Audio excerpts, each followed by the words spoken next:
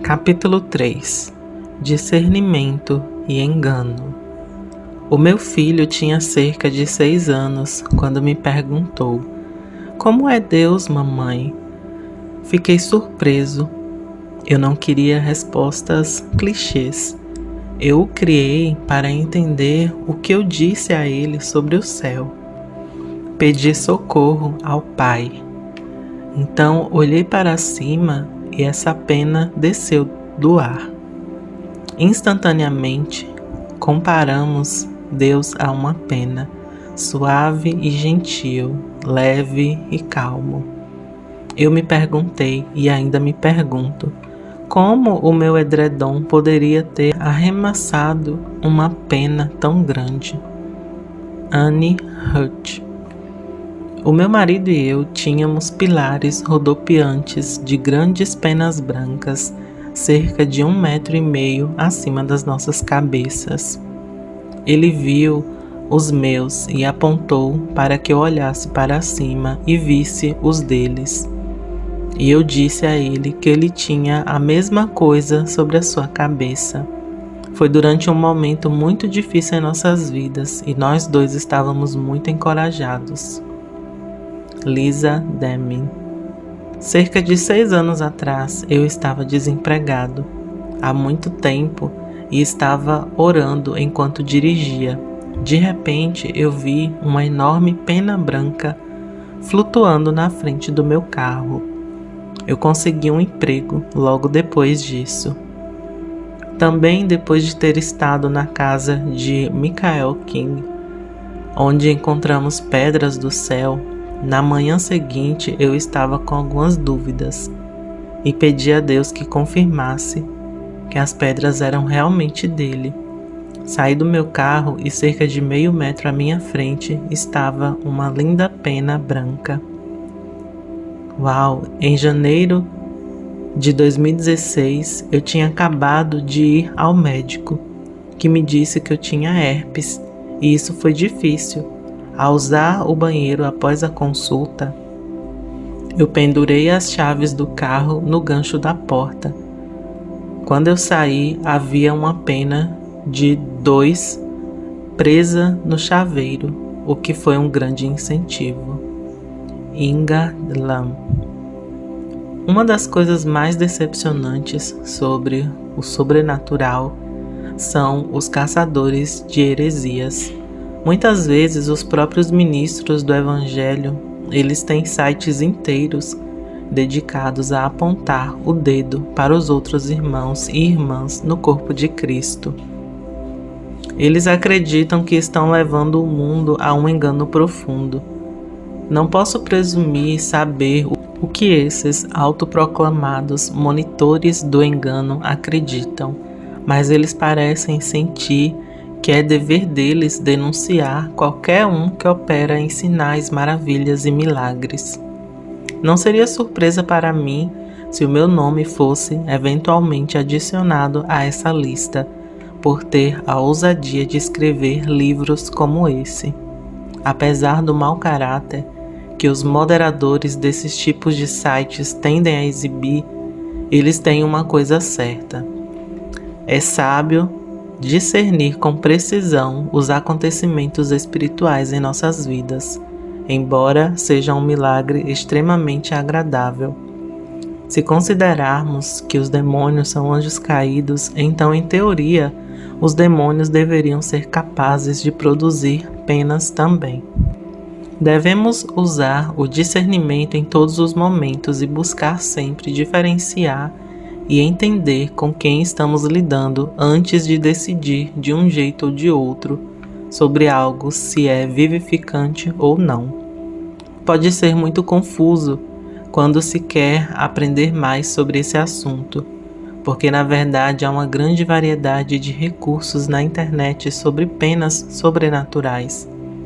Mas comumente você encontrará sites que falam sobre guias de anjos e que as penas são um dos sinais mais comuns da presença angelical. Outros sites falam sobre ancestrais e como as penas são um sinal de nossos entes queridos falando conosco do outro lado da sepultura. E que quando encontramos penas de anjo, Isso significa que nossos entes queridos recentemente falecidos cruzaram com sucesso para a vida após a morte. Todas essas visões são baseadas nas perspectivas de alguém e podem turvar ainda mais as águas quando queremos discernir se algo é de Deus ou não. Enquanto a maioria dos cristãos que acreditam que as penas que aparecem do céu, eles pensam que é um fenômeno cristão, como mencionado acima, pessoas de outros sistemas de crenças também experimentam esses fenômenos. Pode haver uma série de razões para isso, e o objetivo desse capítulo é examinar os riscos de ser levado ao engano e como podemos discernir de onde vem essa manifestação. O termo engano é prontamente usado quando se discute milagres e é possivelmente uma das coisas que mais me irrita. Todo mundo tem tanto medo de ser enganado que está propenso a correr com medo, independentemente de ser necessário ou não. Também sugiro que correr com medo raramente é uma ação apropriada ao lidar com o reino espiritual ou sinais milagrosos. O maior engano que eu acredito que as pessoas podem entrar com essa manifestação milagrosa é o engano do medo. Quando começamos a ficar com medo de sermos enganados, é quando o inimigo nos coloca exatamente onde ele quer. O medo é a porta de entrada para todos os tipos de problemas. Por isso, mesmo que decidamos proceder com cautela de alguma forma, pedindo a Deus que nos dê confirmação e orientação, isso não nos torna necessariamente duvidosos, mas nos torna pessoas que querem caminhar sabiamente. A minha esposa teve experiências passadas com algumas pessoas, então ela tende a ser muito cautelosa na maioria das situações espirituais, onde eu geralmente sou mais aventureiro, com uma atitude de vamos ver o que acontece. Quando a palavra engano é usada nos círculos religiosos, normalmente significa denegrir alguém e mostrar que eles se afastaram do caminho pré-ordenado das crenças apropriadas, conforme ordenado por o campo religioso superior. Na maioria das vezes, no entanto, a palavra basicamente é usada em qualquer situação em que a crença de alguém se afasta o suficiente da nossa, onde sentimos que a pessoa que mantém essa crença é de alguma forma uma ameaça. Então nós a rotulamos. As ideias não são prejudiciais em si mesmas. Simplesmente ouvir uma ideia da qual discordamos não vai condenar as nossas almas por toda a eternidade. O primeiro passo em qualquer processo de discernimento é diminuir o nível do medo. A coisa maravilhosa sobre o fluxo das ideias sem medo entre as pessoas é que apenas aqueles que querem controlar os outros sentem a necessidade de parar o pensamento livre. A primeira coisa que vejo quando penso na ideia de ser enganado é que cada pessoa na Terra não está apenas em risco de erros em suas crenças, mas todos nós já podemos ser considerados enganados, na medida em que cada um de nós tem pelo menos 1 ou 2 erros em nossas crenças. E eu acredito que cada um de nós temos bem mais do que 1 ou 2 erros em nossas crenças.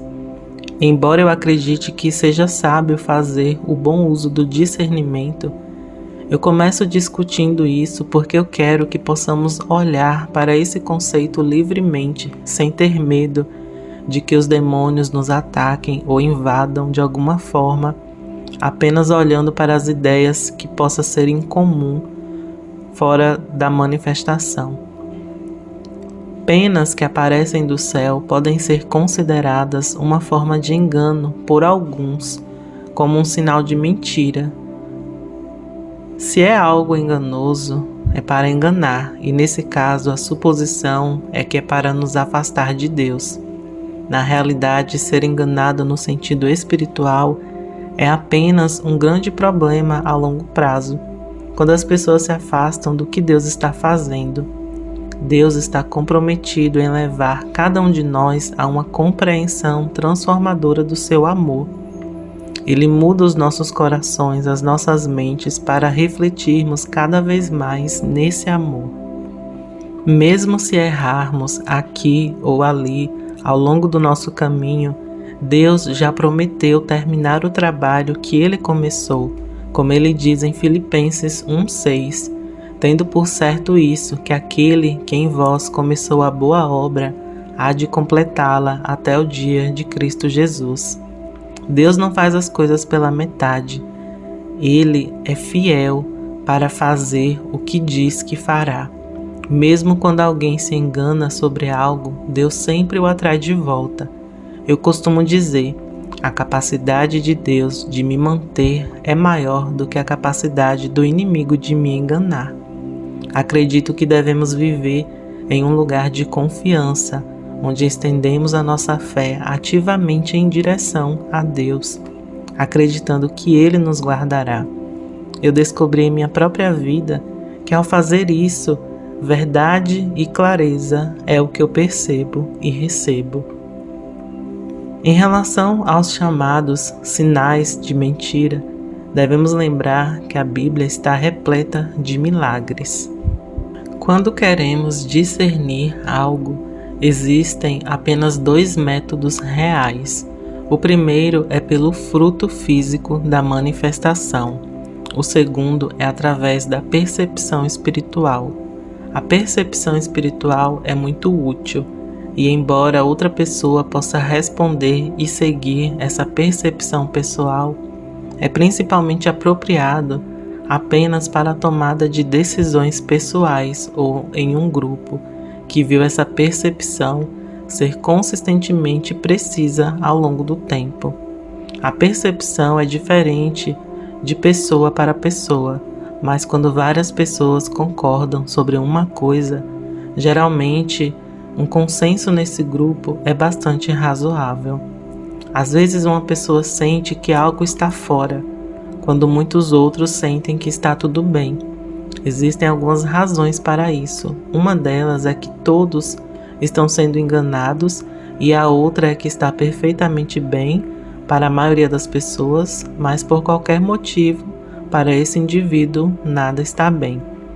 O perigo de tentar dizer a todos que estão errados, quando uma pessoa tem aquela sensação que está desligada, isso é uma percepção pessoal, então não há dados reais, concretos para provar a todos que estão certos.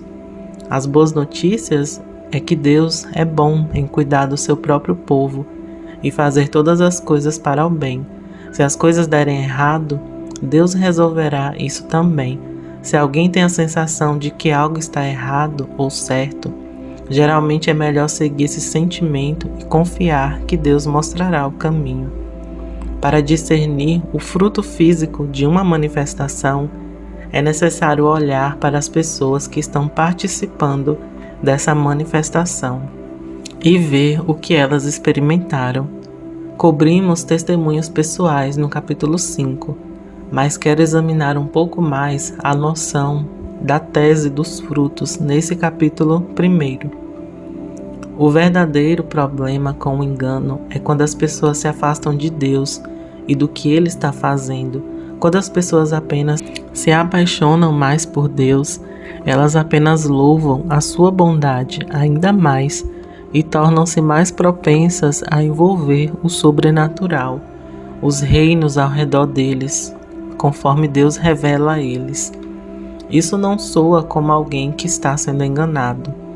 Eu encontrei todos os tipos de pessoas que acham que as penas são um engano demoníaco, mas eu simplesmente não experimentei ou testemunhei nenhuma das coisas que eu esperaria ver dessas pessoas altamente enganadas, que estão se afastando de Deus e dos seus planos ou propósitos.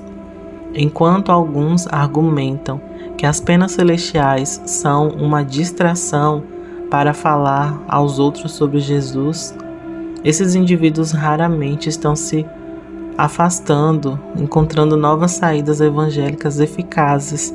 Por isso parece bastante hipócrita. Por outro lado, acho que milagres únicos, como o aparecimento de penas, criam ótimas oportunidades para compartilhar sobre Deus com os outros. Eu faço isso com frequência, quando vejo penas aparecerem no trabalho ou em outros locais públicos. Tudo que tenho a fazer é anunciar: "Oh, uma pena acabou de aparecer. Você vê?" Enquanto eu aponto para a pena flutuando, bem ali eu abro uma conversa e posso ver aonde isso pode levar. As penas não são mais ou menos distrações do que a TV. O trabalho ou os pertences pessoais e qualquer coisa que pode ser distrações se permitirmos. Como podemos saber com certeza se as penas são dos céus? Há respaldo bíblico suficiente. O fruto da manifestação é bastante consistente e positivo, e há pouco a ser ganho por demônios fazendo isso, quando as pessoas apenas louvam a Deus mais alto como resultado. Em outras palavras, não há muito espaço para as penas serem um artifício demoníaco. Mesmo com isso em mente, provavelmente eu serei mais incrédulo do que se poderia esperar quando se trata de materiais que aparecem do ar, especialmente com penas. Acredito que discutir o falso é tão importante quanto ver por que acredito que a manifestação da pena é legítima, porque acredito na transparência. Eu valorizo muito os milagres e gosto muito das penas, e eu não gosto da estupidez. Se tivermos uma pena de travesseiro ou de cobertor na nossa cama, quando uma única pena aparece no chão do quarto bem ao lado da cama ou na própria cama, geralmente eu acredito que foi do travesseiro ou do cobertor. Por quê? Porque é o mais óbvio. Também temos galinhas. Se eu encontrar uma pena colorida no quintal ou no chão da casa, parecendo um pouco enlameada, como se meus sapatos pudessem ter rastreado essa desculpa de aparência triste, então eu acredito que vem das nossas galinhas, não de um anjo, especialmente se as cores forem iguais. Por que eu penso assim? Porque é o mais óbvio. Uma das razões pelas quais alguns incrédulos são assim é porque eles não experimentam os milagres. Lembro-me de uma história que um amigo me contou, onde ele estava em uma conferência e ele viu um grupo de pessoas no palco, ficando todos animados, porque pó de ouro e penas estavam aparecendo neles. Ele levou cerca de 6 segundos para olhar ao redor e observou que alguém estava no palco praticamente acima deles, agitando uma bandeira que tinha glitter dourado e penas. Ele estava um pouco perturbado porque parecia que essas pessoas haviam deixado toda a razão na porta e ficaram muito distraídos, pois a fonte daquela manifestação parecia bem óbvia para ele. Para alguns, pode parecer que eu estou tentando matar a sua fé, quando eu acredito que se eu achar uma pena em cima do meu cobertor, não seja apenas do céu, mas apenas do cobertor. Quando falo isso, eu quero manter a legitimidade do milagre. Eu prefiro evitar erros. Em 2013, quando a minha esposa e eu organizamos festas de pedras preciosas, e mesmo quando eu pessoalmente testemunhei milhares aparecendo, quando as pessoas me diziam que os ministros estavam plantando pedras preciosas, eu não acreditei na palavra que eles estavam sendo plantadas. Também assumi que ninguém as estava plantando. Eu procurei por mim mesmo e observei esse fato. Não é difícil olhar ao redor e encontrar uma fonte potencial ou a falta dela para a maioria das manifestações sobrenaturais. Se o óleo começar a se acumular na cozinha, provavelmente procurarei a garrafa de azeite mais próxima para ver se ela derramou. Se começar a se acumular na parede do meu quarto, provavelmente vou dizer que é do céu. Se aparecer pó de ouro em meus braços, se eu não estiver usando nenhuma maquiagem brilhante, eu conheço mulheres que usam, então eu verei e chamarei de brilho das mulheres. Eu costumo perguntar primeiro se elas usam maquiagem com glitter ou loção com glitter. Se não fazem isso, então eu digo para elas que provavelmente estão sendo abençoadas pela manifestação do céu. Para encerrar esse capítulo, eu acredito que uma das maiores coisas que faltam no jogo do discernimento é a graça. Eu acho que à medida que todos aprendemos a crescer nessa área, temos que começar dando generosamente uns aos outros. Todos nós podemos nos atrapalhar, todos nós podemos cometer erros. Em meio a isso, todos temos oportunidades de crescimento. Se temos preocupações quando falamos com alguém em particular e em silêncio, estendemos misericórdia e damos espaço para que ela cresça.